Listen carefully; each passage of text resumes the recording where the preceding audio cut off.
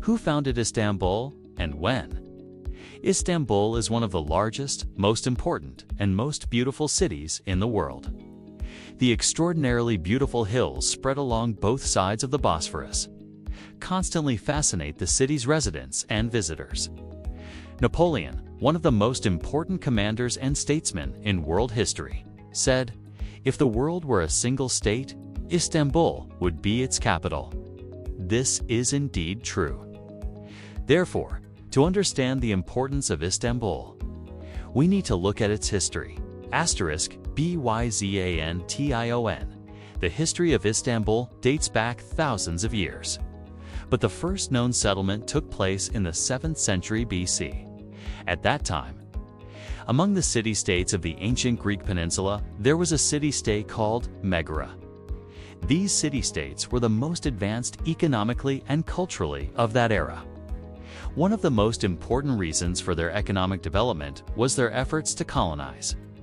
Byzas, the king of the Megara city-state, went to the Temple of Apollo in Delphi to consult the oracle about the most suitable place to colonize. The oracle told him that he should go to the lands opposite the land of the blind. Byzan sets out to find this land. When he arrives at the present-day historical peninsula, the Sultanate area, he sees that there is a settlement, Chalcedon, on the Anatolian side, in the area of present-day Kadikay. He is astonished that people have settled on the opposite shore when such a beautiful region exists. He thinks that the people living on the other side must be blind. He remembers what the oracle said and establishes a colony in this region. This colony takes the king's name and becomes Byzantium. Byzantion remained an insignificant city until the 4th century AD. Its fate changed in 312 AD with the ascension of Constantine to the throne. Constantine's mother, Helena, was a devout Christian.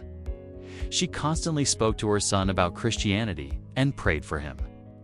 Before his final battle during the power struggles, Constantine began to warm to Christianity due to a vision he had.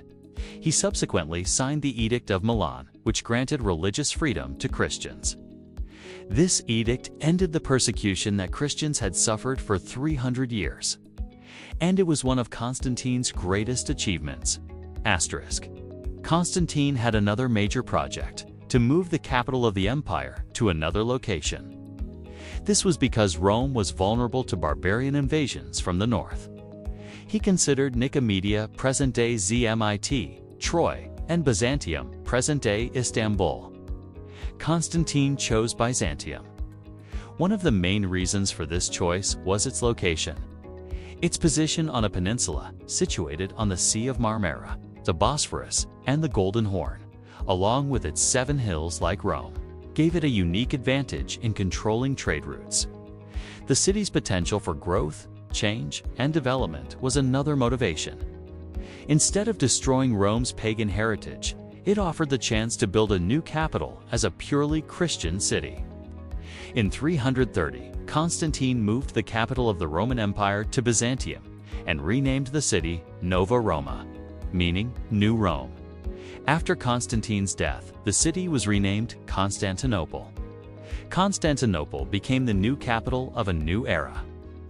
Istanbul represents a new era at the end of a 300-year period of dark times during which Christians were constantly persecuted. Beginning with Constantine and becoming the capital of the Roman Empire under Christian Roman emperors, Istanbul became one of the most important cities in Christian history. Councils that are now universally accepted by all Christians, the Council of Nicaea, the Council of Chalcedon, and the Council of Constantinople, were held in Istanbul during its time as capital. During the reign of Emperor Theodosius, the Edict of Thessaloniki made Christianity the official religion of the Roman Empire. Constantinople gradually transformed into a center of Christianity, in Istanbul. You can see many structures remaining from the Roman Empire. The most important of these are the Aqueduct of Valens 364 AD, Hagia Sophia 537 AD, the Basilica Cistern 532 AD, Hagia Irene 537 AD, and the Galata Tower 528 AD. The conquest of Istanbul, 1453. Istanbul was conquered on May 29, 1453, by the Ottoman army under the command of Sultan Mehmed the Conqueror. Following the conquest, many churches, including Hagia Sophia, were converted into mosques. Sultan Mehmed the Conqueror, known for his appreciation of art, issued a decree ordering that mosaics and other works of art not be destroyed but covered with plaster.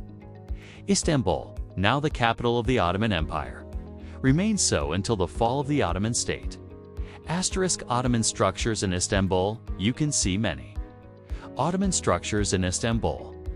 Among thousands of mosques, imperial buildings, barracks, schools, and baths, there are magnificent works such as the Sultanahmet Mosque, 1616, the Süleymani Mosque, Yi-Wuti, Topkapi Palace, Salihul, Rumeli Fortress, Suar, and Dolmabahce Palace, 1856. Constantinople or Istanbul. There's a common misconception in our country. It's as if the city's name changed from Constantinople or Constantini to Istanbul after the conquest in 1453. This is absolutely false. For centuries after the conquest of Istanbul, the city continued to be called Constantinople or Constantini. Furthermore, the renowned historian Professor Dr. Ilber Ortali confirms this information. The city continued to be called Constantini until the Republican era. In fact, we can see this in many Ottoman sources. Both common names for the city, Constantinople or Constantini, mean the city of Constantine. The word Istanbul also comes from Greek, a combination of the words stan and polis. Istanbul actually means, I am going to the city. The Republic of Turkey officially changed the name from Constantinople or Constantini to Istanbul in 1929.